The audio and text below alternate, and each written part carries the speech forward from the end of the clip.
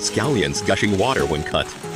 That's the Turgor pressure effect in monocot tubular leaves, combined with water soaking. Cherries, bursting with juice, powered by fruit bagging for sugar concentration, and a high osmotic pressure in the skin. Mangoes tender as jelly. That's the galling behavior of high-pectin in low-fiber varieties. As for peeled garlic, stacked in pyramids on the dirt, make no mistake, that's a classic, visually staged crop.